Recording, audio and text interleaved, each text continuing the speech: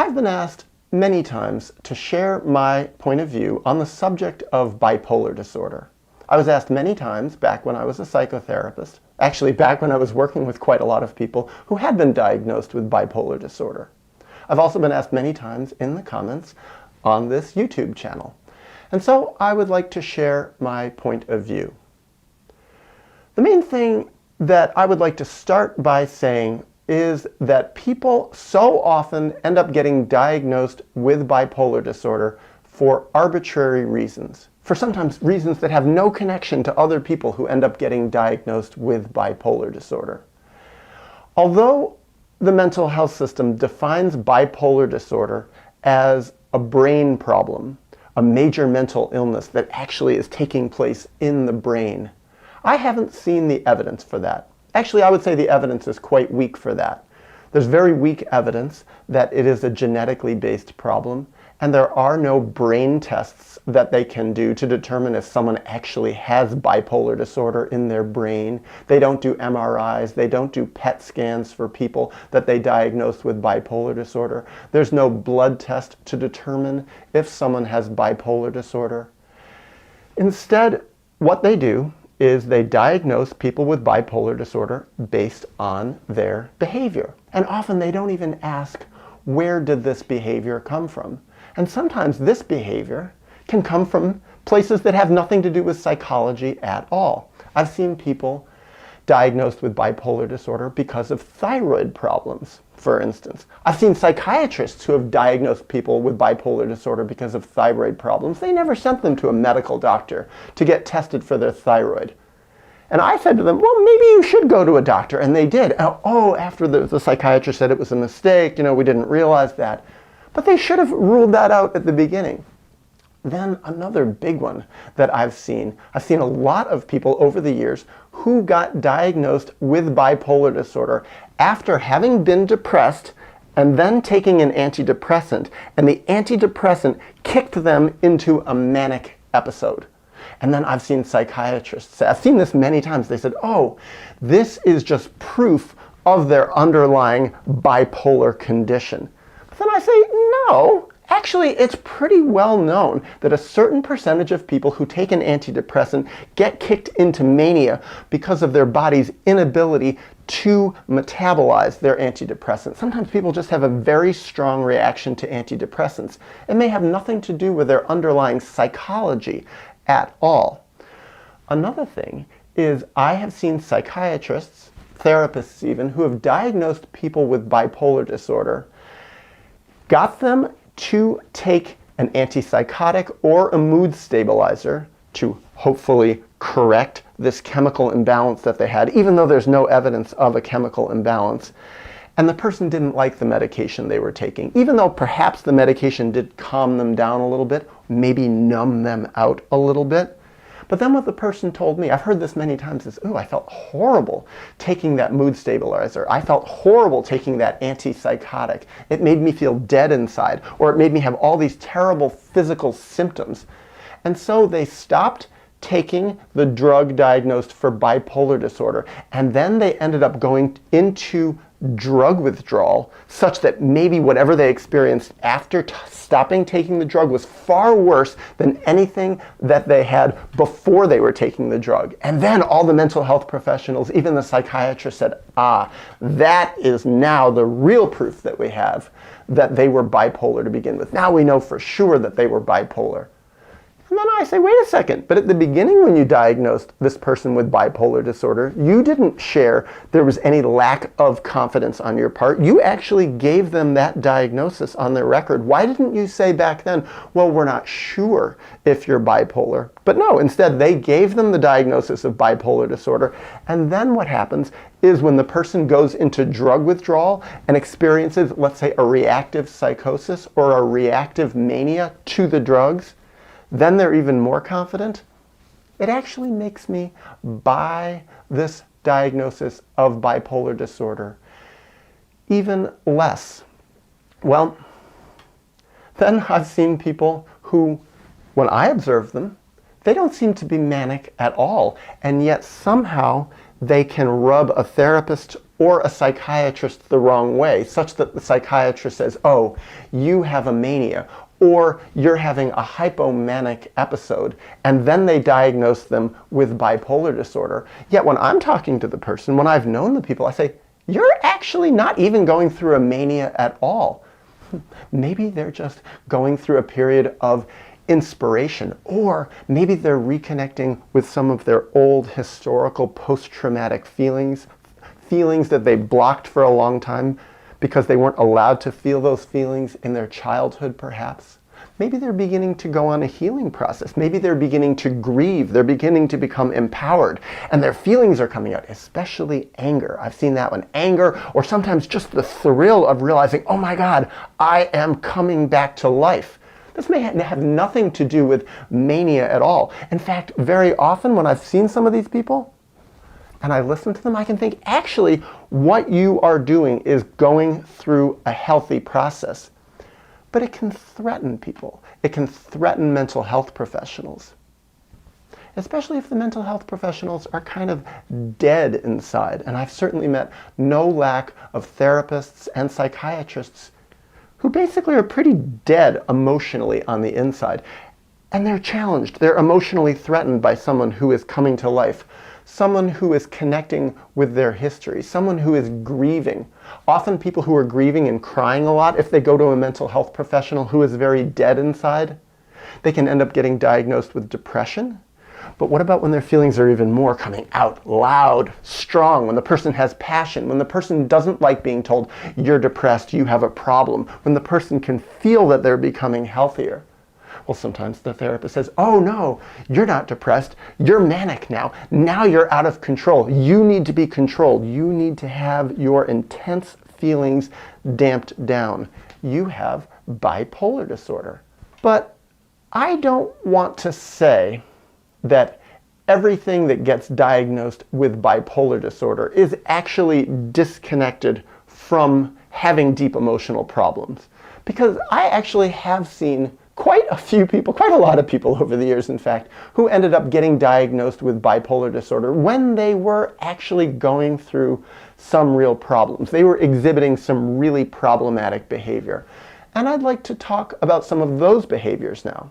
Even though, I want to make sure I'm clear about this, that doesn't mean I think those people are necessarily bipolar at all, because I don't necessarily buy this whole concept of bipolar disorder. Rather than put a label on people, oh, you are bipolar, this is who you are, this might be who you will be for the rest of your life, I'm much more comfortable looking at a deeper level at what are these people going through. So what are some of the things that people go through, troubling things that they're going through that can end up getting them diagnosed with bipolar disorder? Well, one thing that I have seen is that when people are depressed, especially depressed for a long, long time and really, really stuck, many people can feel horrible being in this place. They really don't like it. And what I've seen is that sometimes the mind can use its own defense mechanisms against feeling depressed. And one of the defenses a person can use against feeling depressed is jumping emotionally, mentally, into mania. So basically, instead of feeling shut down, feeling stuck, feeling blocked, having all their feelings blocked, the person can go through a reaction that defends against all those feelings of deadness by coming massively to life. But it's not really based on a strong foundation, such that the person can go like in the opposite direction of being depressed, and it feels great to them. It's almost like, oh my God, I just jumped out of depression immediately. I have flipped to the opposite side. And I've seen people who get into that opposite of depression state, if you want to call it mania, where they love life. They start sleeping so much less. They can have so many great ideas. They can feel like I was dead. Now I'm completely alive. I've heard of people in that state feeling like they are really connected with God. They can say that they've become instantaneously enlightened. I've seen people who sometimes stay awake for days and days and days. I've seen people who are sometimes using lots and lots of drugs in this state. Sometimes the drugs can actually kick them into that manic state. People using cocaine, sometimes smoking a lot of marijuana even can kick people into this. People using speed, other different drugs. People can feel omnipotent. People can feel like nothing can touch them. They can feel, finally in my life, I am right. I have all the answers. It can be scary to see people like this, especially when they're not at all open to reason about the negative sides of their behavior. I've seen people spend all their money. I've seen people get sexually transmitted infections. I've seen people get pregnant or get other people pregnant. I've actually seen guys get multiple women pregnant when they're in manic states. It can be, pretty unpleasant. I've also seen sometimes that people can get kicked into a manic state simply by not sleeping enough. Sometimes people can have real sleep problems, especially when extended over several days. If you don't sleep for 2, 3, 4, 5, 6 days in a row, I've seen this with people where their mind literally unravels and they can really actually lose their mind. And sometimes it can be very hard for them to get back to sleep. Sometimes also when people haven't slept for 2, 3, 4, 5 days in a row, they can start to feel exuberant, especially if they were really depressed, feeling really miserable, isolated, lonely, unhappy beforehand. Something can emerge from deep within them that feels so wonderful in this sleepless state that they actually don't want to go back to sleep. Sometimes they're afraid that if they do go back to sleep, they're going to go right back into depression. And so they stay awake and they keep staying awake and it keeps getting worse and worse and worse. And sometimes the consequences can really be awful. But now I would like to talk just a little bit about what I told people when they got diagnosed with bipolar disorder. Back when I was a therapist, back when people came to see me. What I told people, first of all, was something very along the lines of what I'm saying now. That I don't necessarily buy that they have this thing called bipolar disorder at all, or that I necessarily even believe that there is an actual diagnosis of bipolar disorder. But I would like to study why they ended up diagnosed with this. And if they ended up diagnosed with this because of actual real problems that they were having, I think it would be very helpful to talk about what they might do to help themselves get rid of these problems, help themselves live a healthier lifestyle. And that for me is really the key.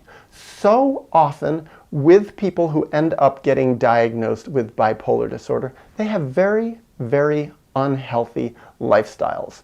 And so that was one of the main things that I worked with people to change, is their lifestyle. And what are some of the things that people can do to make their lifestyles healthier? Well, some of the things that I told people right away are, let's figure out how to help you get a good night of sleep. If at all possible, let's figure out how to help you get a good night of sleep every night without any sort of external substances. If you can figure out how to go to sleep on your own every night, chances are this is going to massively help your life such that you may not be able to be diagnosed with bipolar disorder anymore. Also, what I told people is, if at all possible, I think it's best if you don't take any psychiatric medications, especially if you've never taken them before. I had many people come to me after having talked to 2, 3, 4 therapists. Maybe they heard someone say, oh, this guy, back when I was a therapist, they said, this guy is someone who's not going to send you to a psychiatrist to go on drugs so quickly. He's going to help you work out your lifestyle. So I had people come to me, maybe they were sort of in a manic state, but they didn't want to take psychiatric drugs. So that's what I'd say. Great, let's try to figure out how to change your lifestyle. If you don't change your lifestyle, yes, psychiatry might really get its hooks in you such that you might not have a choice about taking medication. But if you change your lifestyle, you might be in a position where you don't need to even consider taking drugs at all.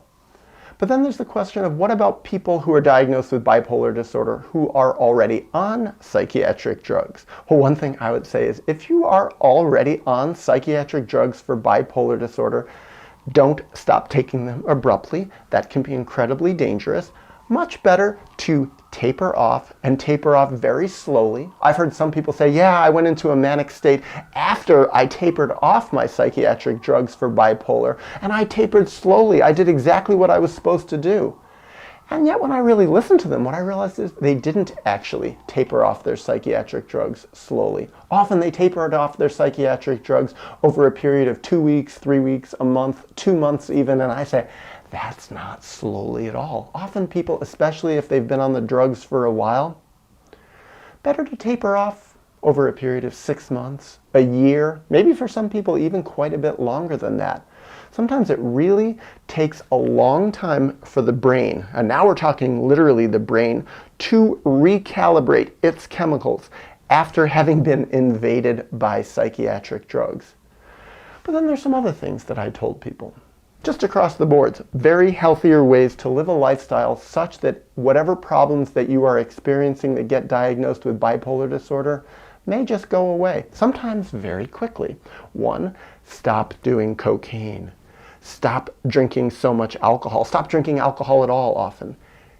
Taper off coffee. No more caffeine. I've met people who say, I have trouble sleeping at night. I can't figure out how to go to sleep. No matter what I do, I can't sleep at night. And then I hear that actually they have a strong cup of coffee at 8 o'clock at night. And I'm like, whoa, of course you can't sleep. And people say, oh no, the coffee doesn't affect me.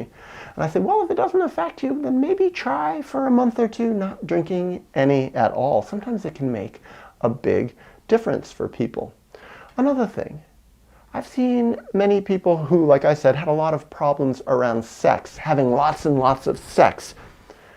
Sometimes I think going celibate for a while, returning to a relationship with one's own inner self, can help people find a center such that they're not maybe bursting at the seams looking for love and physical release and rescue even on the outside. I've seen sometimes people when they go celibate, especially going celibate from things like going to prostitutes, things like that, it can be incredibly helpful in people returning to their center and thinking about what their real needs are. And that ultimately is what can be the most helpful in therapy, what I've seen, or even in people who do it in a self-therapeutic state, or even talking about it with friends. Figuring out what happened to them in their history, what traumas they went through, what losses they suffered, ways in which they were neglected, violated in their lives, and slowly making sense of it, feeling their feelings, reclaiming their history, grieving. So often, the depression that underlies the mania is actually caused by unresolved grief, blocked feelings, a disconnection emotionally, sometimes even in terms of memory, from one's own history.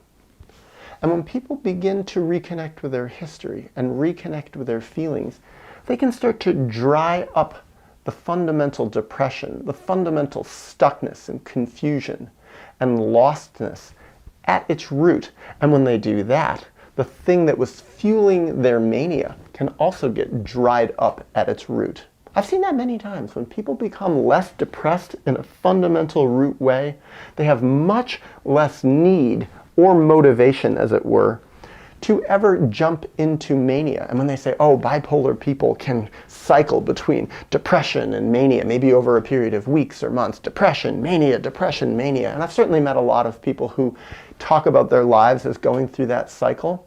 Well, if you take the depression out, a lot of times there's no need to go into mania at all. And that's not to say this is easy. Sometimes it's really, really hard.